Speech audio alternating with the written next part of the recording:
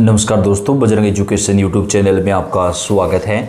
राजस्थान ग्राम पंचायत चुनाव 2025-26 की हर महत्वपूर्ण जानकारी सबसे पहले प्राप्त करने के लिए आप चैनल को सब्सक्राइब जरूर कर दें, वीडियो को लाइक और शेयर कर दें। आपका अपना चैनल है जहां पे आपको राजस्थान के चुनाव की हर महत्वपूर्ण जानकारी हम देते हैं। आप राजस्थान के कौन से ज़िले से हैं दोस्तों, कमेंट करके बताएं ताकि आपके ज़िले में सरकार की कोई योजना या चुनाव से जुड़ी कोई भी जानकारी आए वो आपको सबसे पहले दी जा सके।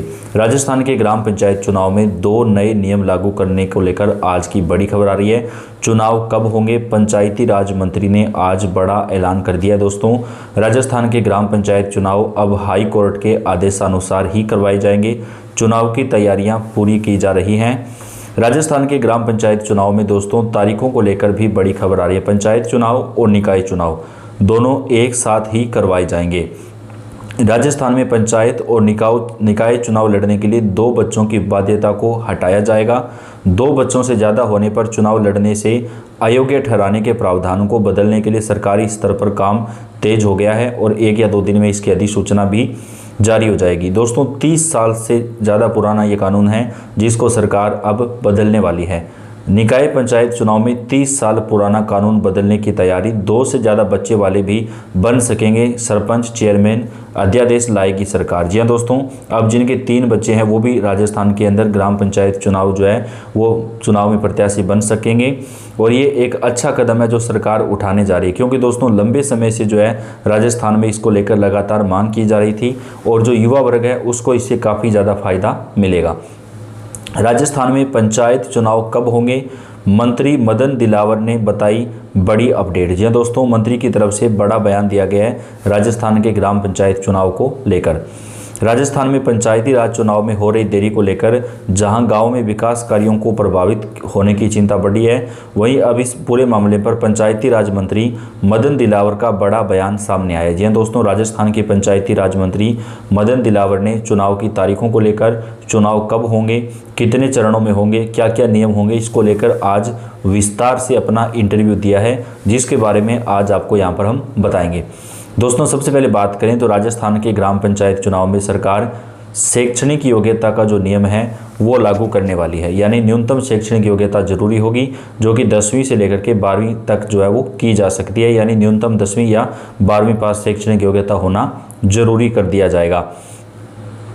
राजस्थान के मंत्री जी की तरफ से बड़ा बयान दिया गया है। उन्होंने कहा कि राजस्थान के ग्राम पंचायत चुनाव में देरी जो हुई है इसका जो बड़ा कारण है वो है 1 स्टेट 1 इलेक्शन। यानी सरकार एक राज्य एक चुनाव के तहत जो है राजस्थान में ग्राम पंचायत चुनाव और निकाय चुनाव एक साथ करवाना चाहती थी, इसी वजह से इसमें देरी हुई है। लेकिन अब जो तैयारियां हैं वो पूरी कर ली गई हैं और हाई कोर्ट के निर्देशानुसार जो समय दिया गया है उसी समय में राजस्थान के पंचायत चुनाव संपन्न करवाए जाएंगे।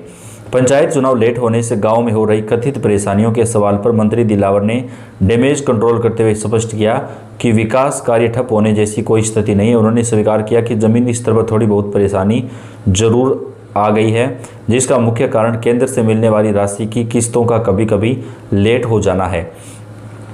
पंचायती राज मंत्री ने दावा किया कि सरपंचों का कार्यकाल समाप्त होने के बाद भी पंचायती राज विभाग में जो प्रशासक नियुक्त किए गए हैं वे पूरी सक्रियता और जिम्मेदारी के साथ अपना काम कर रहे हैं।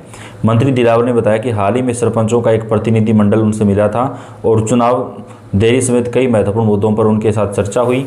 अब राजस्थान के ग्राम पंचायत चुनाव 15 अप्रैल 2026 से पहले संपन्न करवा लिए जाएंगे। इसको लेकर भी दिशा निर्देश जारी हो चुके हैं।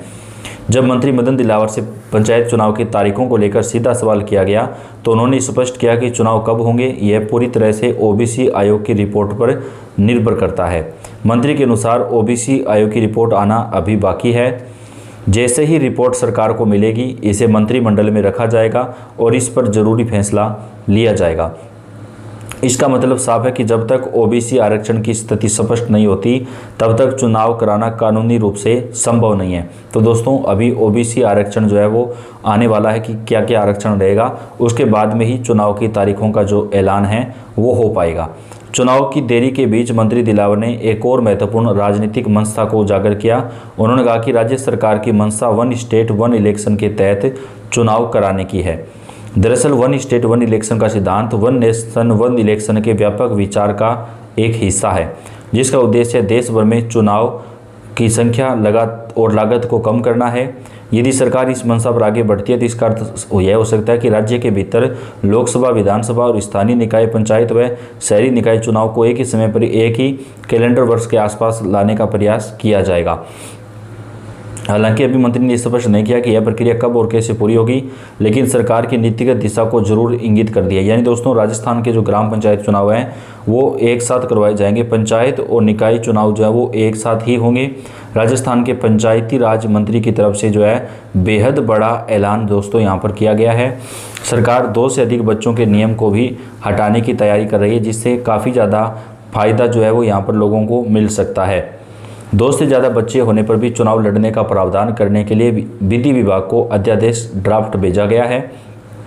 पंचायती राज विभाग और स्वायत्त विभाग ने इसके लिए विधि विभाग को अलग अलग प्रस्ताव भेजे हैं। विधि विभाग से मंजूरी के बाद अध्यादेश को कैबिनेट में रखा जाएगा। कैबिनेट में मंजूरी के बाद अध्यादेश लाया जाएगा। पंचायती राज कानून और नगर पालिका कानून में संशोधन होने जा रहा है। इसी महीने अध्यादेश आ सकता है, यानी दिसंबर महीने में ही अध्यादेश आने की संभावना है। अध्यादेश को 6 महीने के भीतर बिल के रूप में विधानसभा में पास करवाना होता है। सरकार बजट स्तर के दौरान इसके 2 अलग अलग संशोधन बिल विधानसभा में रख सकती है। निकाय और पंचायती राज सियासत बदलेगी। 1995 में तत्कालीन भैरों सिंह शेखावत सरकार के समय 2 से ज़्यादा बच्चों पर निकाय और पंचायती राज चुनाव नहीं लड़ने का प्रावधान किया गया था। उस समय पंचायती राज कानून और राजस्थान नगरपालिका कानून में संशोधन करके ये प्रस्ताव जोड़े गए थे।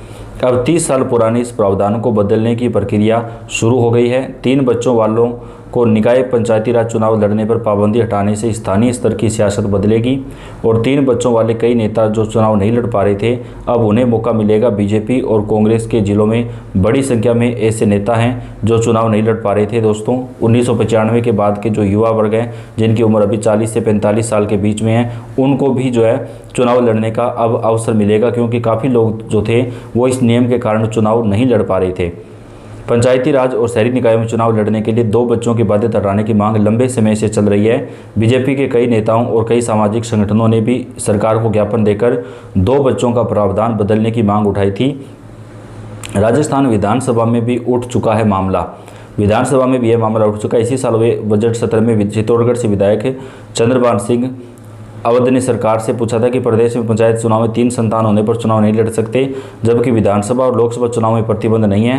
पंचायत चुनाव में इस नियम को हटाया जाए। इस पर संसदीय कार्य समिति जोगाराम पटेल ने जवाब देते हुए कहा कि मामला गंभीर है, इस पर विचार किया जाएगा। तो दोस्तों, अब सरकार इस पर जो है राहत दे सकती है और राजस्थान के जो ग्राम पंचायत चुनाव हैं वो सरकार 15 अप्रैल से पहले संपन्न कराने पर काम कर रही है। तो इस पूरे मामले पर आप तक अपडेट पहुँचाएंगे। वीडियो को लाइक और शेयर कर दें। धन्यवाद।